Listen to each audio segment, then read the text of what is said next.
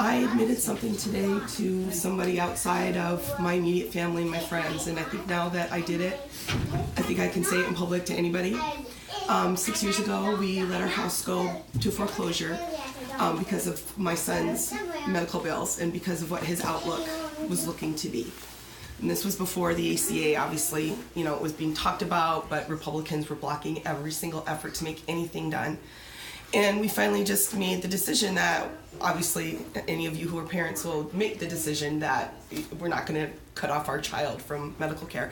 He was a 28-week preemie, so that's where it all started. He spent 10 weeks in the NICU, and at that point, my husband had great insurance. We paid about $800 of a $500,000 bill.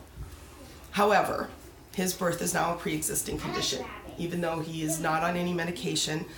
He's sick right now. He has a headache. He might just like lying in the nurse's office because it's Friday, but I do need to go up and check. He may never cost much more than, an ear infection here or there. He might get cancer. He might get hit by a bus.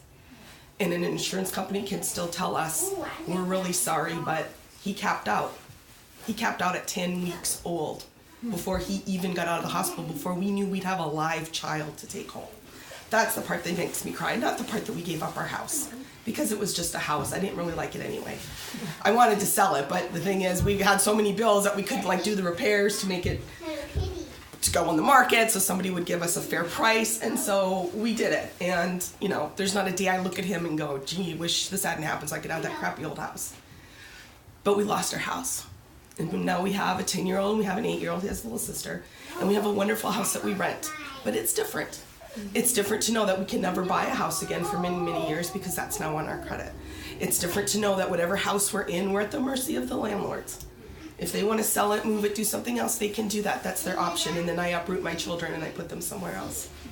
Now, had the ACA gone through before we made this decision, we might have waited a few months and seen what happened.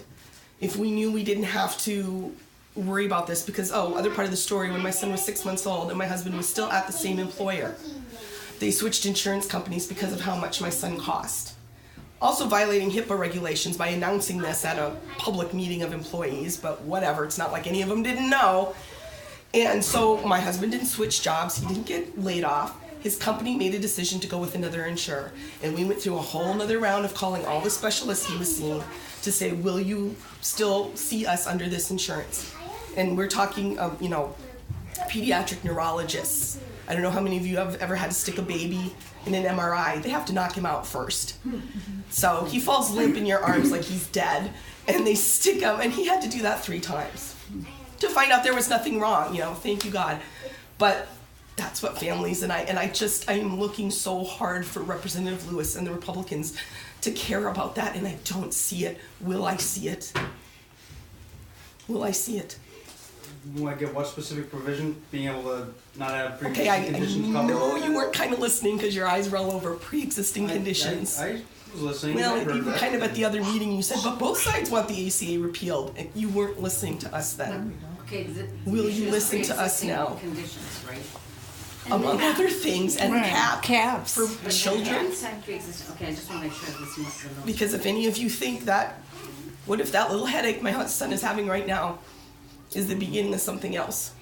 Because that can happen to any one of us, any minute of the day. And we all know it, and we don't want to think about it. My family doesn't have the luxury of not thinking about those things because we went through it already. It doesn't go away.